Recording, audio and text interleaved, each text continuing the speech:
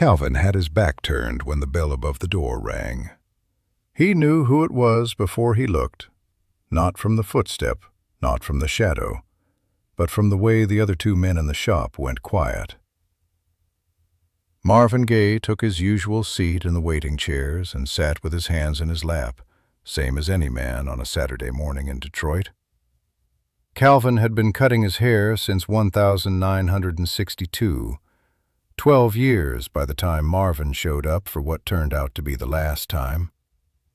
In those years, Calvin had learned that the barber's chair told you things about a person that no conversation could reach. Marvin Gaye in the chair was a different person than Marvin Gaye anywhere else. Calvin White had opened his shop on Dexter Avenue in 1958. He had come from Alabama at 19 with enough for first month's rent on a room and a set of tools his uncle had left. He apprenticed on Hastings Street for 4 years before striking out on his own. By 1962, he had 3 chairs and a reputation in the neighborhood for 2 things: a clean fade and the ability to keep a secret. The second was the more valuable. Calvin understood that the barbershop occupied a particular position in the lives of his clientele, a space where the usual rules of self-presentation were suspended enough to let real things through. You could say things in a barber's chair, with a cape on and clippers running, that you would not say anywhere else. Calvin did not repeat what he heard. This was known. It was why men told him things. Marvin Gaye came in the first time in early 1962. He was 22, freshly signed to Motown, still working out what it meant to be a solo artist. A mutual acquaintance had sent him. He sat in the chair without saying much, watched himself in the mirror with the focused attention of someone who understood that his appearance was now a professional asset and paid without argument. He came back the following month, then the month after. By 1964, he was a regular. Saturday mornings when he was in Detroit, which was not always, given tours and sessions and appearances, he came to Calvin's shop and sat in the chair and watched himself in the mirror and sometimes talked and sometimes didn't. Calvin accommodated either. He had learned early that what a man needed from a haircut was not always a conversation, and that providing the silence was as much a service as anything else. The first time Calvin noticed something had changed was in early 1968. Tammy Terrell had collapsed the previous fall. Calvin had heard about it. Everyone in the Detroit music world had, and he did not bring it up, because his rule was that he never brought things up. He waited to see what a man chose to say. Marvin sat in the chair that morning without speaking for a long time. Calvin worked in silence. After a while, Marvin looked at himself in the mirror and said, "You ever have somebody in your life where you don't know how to be in a room without them?" Calvin said he had. Marvin looked at the mirror a moment longer. Then he nodded once and said nothing else. Calvin finished the cut. Marvin paid, left a tip twice what Calvin charged, and walked out into the February morning. Calvin watched him go from the doorway. There was nothing to add. Some things you hold for a man by not trying to address them. The visits continued through 1969 and 1970, less frequent than before. Marvin was in Detroit less, living partly in Los Angeles, wherever the work took him. When he came in, he looked more tired than the years explained, but he carried himself with something Calvin recognized as purpose. He was working on something. It showed in the shoulders. The spring of 1971 was different. Marvin came in 6 weeks after What's Going On had been released, and Calvin's shop had played nothing else for 3 weeks. Calvin had bought the album, Half his regular clientele had bought the album.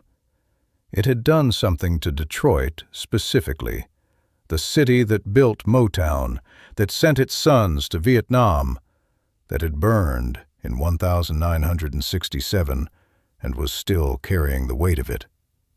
That Calvin understood as the record finding exactly the people it had been made for. Marvin sat in the chair, and Calvin put the cape on him, and they looked at each other in the mirror, and Calvin said, "That album is something." Marvin looked at his reflection. Then he smiled. Not the stage smile, not the public one, but the private one Calvin had seen maybe 4 times in 9 years. The one that didn't know it was being seen. "Yeah," Marvin said. "It is." That was the last time Calvin saw him in any kind of good state. The visits continued sporadically into the mid-70s. Marvin was in Los Angeles more than Detroit. The times he came back, Calvin noticed the accumulation, lines that weren't there, a specific quality of tiredness different from not sleeping, a weight in the eyes that the mirror reflected without comment. The last visit was in 1977. Marvin came in early on a weekday when the shop was quiet. He sat in the chair and didn't say much, and Calvin worked without asking.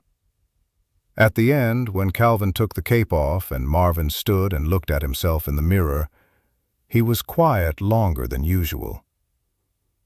"You know what I miss?" Marvin said. Calvin waited. "I miss not knowing yet." Calvin wasn't sure what that meant exactly. He didn't ask.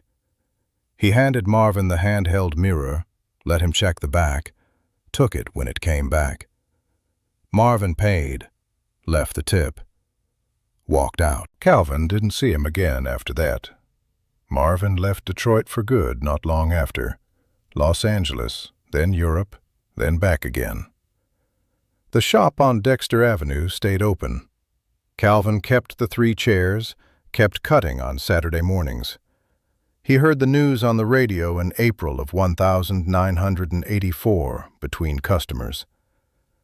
He finished the cut he was doing, thanked the man, watched him leave, then sat in his own chair for a few minutes with the shop empty and the radio still on, and thought about the boy who had come in 1962 with newly polished ambitions and sat perfectly still while Calvin worked, watching himself in the mirror with the expression of someone deciding what he was going to become.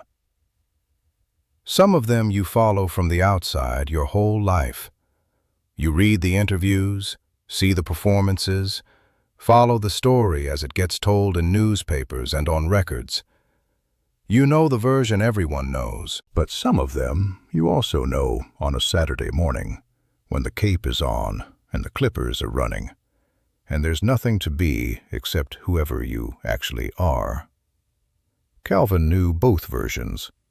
He had been keeping the second one to himself since 1962. He turned off the radio, put the chair back in position, waited for the next man to come through the door.